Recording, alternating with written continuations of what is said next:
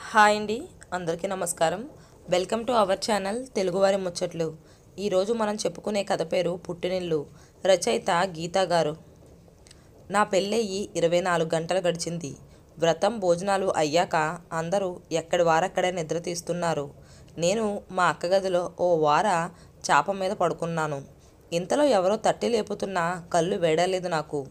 అక్క అప్పటికే లేచినట్టుంది. ముఖం కడుక్కొని ఆ తడి చేతులతో నా కళ్ళు రుద్దుతూ లేలహరి అంది. బద్ధకంగా ఇటు నుండి అటు తిరిగాను. మెల్లోని పసుపు తాడుకు వేలాడుతున్న పుస్తెలు గమ్మత్తుగా గలగలమన్నాయి. లహరి అంటూ లోపలి గదిలో నుండి పిలుపు వినపడింది. మీ అత్తగారు పిలుస్తున్నారు, ఇంకా పడుకుంటే బాగుండదు. అమ్మ దగ్గర ఉన్నాననుకుంటున్నావా? లేవాలింకా అంటూ అక్క ముఖం తుడుచుకొని అద్దంలో బొట్టు సరి చేసుకుంటుంది. అవును కదా, అమ్మ దగ్గర నేను లేనా? నా దగ్గర ఇప్పుడు అమ్మ లేదా? రెండూ వేరు వేరునా? పెళ్ళవ్వగానే ఎంత దూరం పెరిగిపోయింది.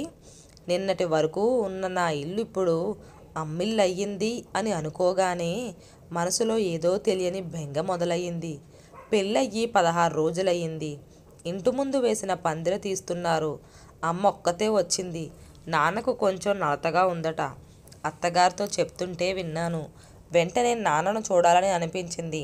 శ్రీవారితో చెప్పి అమ్మతో కలిసి వెళ్దాం అనుకున్నాను. కానీ అత్తగారు ఒప్పుకోలేదు. మా పెళ్ళికి రాలేకపోయిన బంధువులెవరో రేపు నన్ను చూడటానికి వస్తారట. అందుకు నేను ఉండి తీరాలట. నాకేమో వెంటనే నాన్నను చూడాలని కోరిక.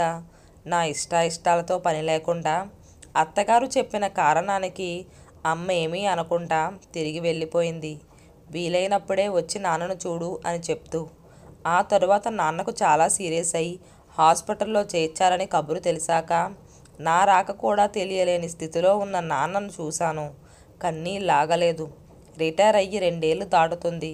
ఆడపిల్లకు పెళ్లి చేయకుండానే పోతానా అని తరచుగా నాన్న నోటి వెంట వచ్చే మాట గుర్తొచ్చింది నాకు. నా పెళ్లితో నీ బాధ్యత బరువు తీరిపోయిందా నాన్న? నాకెందుకో నీ బాధ్యత బరువు దించుకొని నాకు బరువు బాధ్యతలు పెంచావనిపిస్తుంది. అచేతనంగా ఉన్న నాన్నను చూస్తూ అనుకున్నాను. నాన్న పోయిన 2 ఏళ్ల తరువాత స్వరూప్ పుట్టాడు. అమ్మకు వాడంటే ఎంతో ప్రేమ. నాకన్నా 2 ఏళ్ల ముందే అక్కకు పెళ్ళైనా పిల్లలు లేరు. మనవడి ముచ్చట అమ్మకు నా కొడుకు వల్లే తీరింది. కానీ నేను పుట్టింటికి వెళ్ళాలంటే అత్తగారు అంత తొందరగా పంపే రకం కాదు. ఎదిరించి వెళ్ళి వచ్చే రకం నేను కాదు.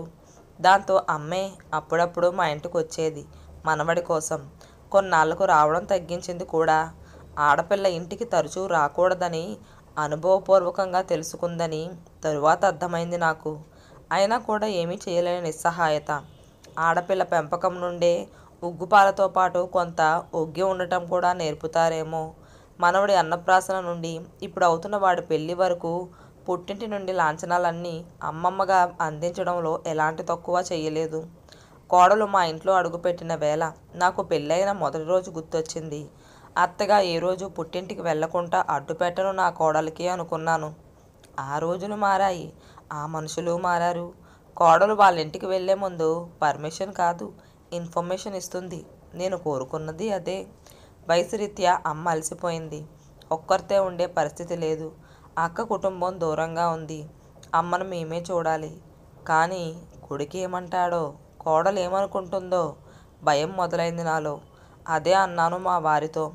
ఎవరేమనుకుంటారో అనే ఆలోచన, భయం వదిలి నువ్వు చెయ్యాలనుకున్నది చెయ్యు, తరువాత ఏం జరిగినా వెనకడుగు వెయ్యకు అన్నారు. ఆయన మాటలు వింటుంటే నవ్వొచ్చింది. మా పెళ్ళైన కొత్తలో అత్తగారి ఆంక్షలకు ఈయన ఎందుకు అడ్డుకట్ట వేయలేదో. కొన్నిటికి జవాబులు ఉండవు, పరిస్థితులు బట్టి మారే మనస్తత్వాలు. స్వరూప్కు అమ్మను తీసుకొస్తున్న సంగతి చెప్తే నీ ఇష్టం అన్నాడు. కోడలేమీ మాట్లాడలేదు. అమ్మను నా దగ్గరే ఉంచి చూసుకోవాలి. కాదు, అమ్మను చూసుకోవాలి. అవును, నేను నా తల్లిని కంటికి రెప్పలా చూసుకోవాలంటే అమ్మను నా దగ్గరకు తెచ్చుకోవటం కాదు. నేనే వెళ్తున్నా. స్వేచ్ఛగా నా పుట్టింటికి వెళుతున్న ఆనందం మొదటిసారిగా కలిగింది నాలో. కానీ అమ్మ మాత్రం నాకు ఆ ఆనందం ఎక్కువసేపు ఉంచలేదు. నా అవసరం వద్దనుకుందో ఏమో, పుట్టినిల్లు నాకు శాశ్వతంగా దూరం చేస్తూ వెళ్ళిపోయింది.